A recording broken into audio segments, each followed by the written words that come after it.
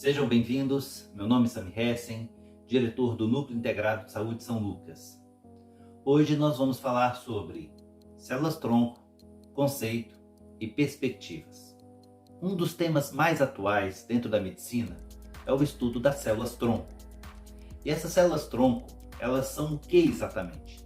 Elas são células do nosso corpo que têm a capacidade de se multiplicar nelas mesmas, mas ela também pode se multiplicar em outras células que a gente chama de diferenciadas. Ou seja, a célula-tronco, ela é uma célula que ela pode dar origem a outras células diferentes dela mesma, para poder ocupar um determinado espaço de uma área que foi lesada.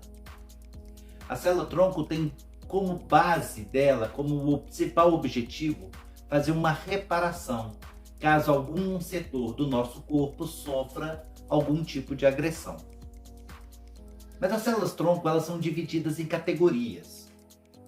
E nós temos a célula-tronco totipotente. A célula-tronco totipotente é aquela lá do iniciozinho da vida. No início da vida, a fertilização de um óvulo por um espermatozoide. E aí se forma o zigoto. É a primeira célula humana. Esse zigoto, ele vai se dividir e depois vai se dividir de novo, formando 4 células.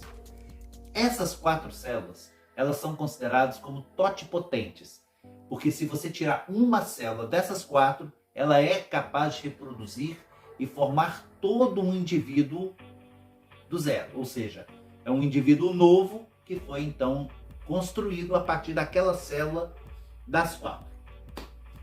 Bom, as células vão se desenvolvendo, vão se dividindo, vão se multiplicando e vai chegar em alguns dias uma fase chamada fase do blastocisto. Nesta fase, as células embrionárias, que são do embrião, elas passam a ser consideradas como células embrionárias pluripotentes. Essas células, elas têm uma alta capacidade de reprodução nelas mesmas, mas elas também vão dar origem a vários outros tecidos e órgãos do nosso corpo. Então, quando você tem essas células pluripotentes, você pode reconstruir órgãos no nosso corpo. E com isso, elas são uma base de estudo excepcional. Com o evoluir da gravidez, da gestação, as células vão se diferenciando, ou seja, elas vão se transformando em células específicas. Porém, sempre nós vamos ter no nosso corpo células-tronco. E quando o bebê nasce, ele tem células-tronco. Mas agora são células-tronco multipotentes, que têm características do adulto. Então essas células-tronco multipotentes, elas são capazes de reproduzir nelas mesmas, mas também elas vão reproduzir e vão formar outros tecidos, caso isso tenha necessidade de acontecer.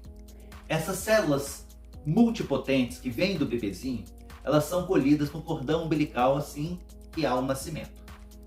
Elas são então conservadas num laboratório específico, congeladas, e elas vão servir de base para que aquele bebezinho que nasceu, quando ele precisar de uma recuperação de algum órgão, de algum tecido, se utilize essas células multipotentes de quando ele nasceu, para que possa então estar curando uma provável doença que ele vai ter numa fase mais adiante da sua vida. Essas células multipotentes, elas vão continuar vivendo conosco. À medida que o ser humano vai crescendo e desenvolvendo, essas células-tronco multipotentes, elas continuarão existindo em nosso corpo. E elas vão estar espalhadas praticamente todos os setores do nosso organismo. Só que elas vão se confundindo com as células que a gente chama de diferenciadas, que são aquelas específicas, que têm uma determinada função. Então, por exemplo, célula de pele é para pele, célula de osso é para osso, célula do cérebro é para cérebro. As células-tronco multipotentes, elas poderão se transformar nessas células e elas convivem ali no meio do tecido normalmente, no órgão normalmente. Só que elas passam a existir numa quantidade menor, porque elas vão envelhecendo também. Elas conseguem se regenerar, mas elas vão perdendo um pouco a qualidade. Aquela pessoa que conseguiu ter a coleta do material do cordão umbilical. Quando ele era um bebezinho no seu nascimento, terá células multipotentes mais jovens e elas poderão ser utilizadas no futuro para poder então corrigir algum tipo de problema que essa pessoa vier a ter. Existem lesões muito grandes, existem lesões muito graves, em que essas células multipotentes então não conseguem fazer a reparação do tecido e do órgão que foi lesado. E aí, o que seria o ideal? A gente tem então células pluripotentes, aquelas lá do iniciozinho, lá do embriãozinho, que eu falei que seriam as melhores para o estudo. De quando a criança tem poucos dias ainda dentro do útero da sua mãe. Acontece que não se fica coletando material genético de embriãozinho na barriga da mãe, porque você vai matar o bebê. Uma alternativa para isso seria usar os bebês que foram fertilizados em laboratório. Quando um casal ele não consegue ter filhos, uma das alternativas é fazer o bebê de proveta. A gente chama isso de fertilização in vitro, onde serão formados vários embriões ao mesmo tempo. Vão se colocar 2 no útero da mãe, mas fica um monte deles armazenado durante um bom tempo. Se esse casal autorizar, em tese, esses embriõezinhos, eles poderiam ser usados para pesquisa, porque eles, em tese, eles são seres humanos, mas como eles não se desenvolveram de forma natural, eles poderiam ser utilizados para pesquisa. Acontece que esse tipo de situação dá margem a muita discussão e havia muitos problemas de ética na hora de se decidir se iria ou não usar esses embriões. E é por isso que houve uma revolução no estudo das células-tronco no início dos anos 2000, onde um pesquisador japonês ele conseguiu pegar uma célula diferenciada. A célula diferenciada, lembra, é aquela pronta, que é específica, que tem apenas uma função. Ele conseguiu ativar alguns genes nessas células específicas e elas passaram a se transformar em célula-tronco embrionária. Ou seja, ele fez o caminho de volta. Esse pesquisador conseguiu, nessa ativação desses genes, fazer o caminho inverso.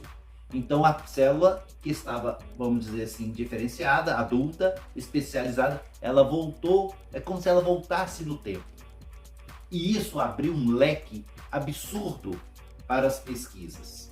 Acontece que as pesquisas nesse ramo da biotecnologia, a pesquisa das células-tronco, ela está no grupo da biotecnologia. Elas são extremamente complicadas de fazer, porque a gente nunca sabe direito o rumo que vai evoluir as coisas. Num vídeo anterior, nós falamos sobre medicina em tempos de guerra, onde, na época, se testava tudo com seres humanos, porque os seres humanos, que eram reféns, que eram prisioneiros de guerra, eles tinham muitas vezes esse papel de servir como cobaia. Mas no final da Segunda Guerra Mundial isso foi abolido, por isso ser uma atrocidade humana. Então, atualmente, as pesquisas elas seguem um caminho muito mais lento. Elas precisam ser feitas por várias etapas e até chegar a um nível de segurança que seja capaz de autorizar o uso dessa pesquisa no dia a dia da vida médica. Atualmente, uma das aplicações mais utilizadas da célula-tronco é o uso no tratamento da leucemia. Na leucemia, você tem células cancerosas que são produzidas numa região chamada medula óssea, que fica em algumas partes dos ossos. Essa medula óssea, ela tem uma produção defeituosa das células do sangue e isso então leva ao estado de tumor e mata as pessoas. Então, no tratamento, o que faz? Você elimina essas células tumorais, você elimina praticamente toda a produção de sangue natural daquela pessoa, destrói o sistema hematopoético dele todo e aí você vai introduzir porções de célula-tronco de um doador compatível. Essas células-tronco compatíveis, elas vão então produzir um sangue normal, com células sanguíneas normais, e essa pessoa volta ao seu convívio normal. Existem outras aplicações que foram que são utilizadas com as células-tronco. Mas tudo ainda é muito incipiente, ainda é muito inicial. E a gente ainda não tem muita segurança de que caminho a coisa vai seguir. As pesquisas na biotecnologia estão avançando e é possível que as próximas gerações consigam ter resultados excepcionais com essa tecnologia. Se você gostou do vídeo, não esquece, dá um like, se inscreve no canal. Esse vídeo foi patrocinado pelo Núcleo Integrado de Saúde São Lucas. Obrigado.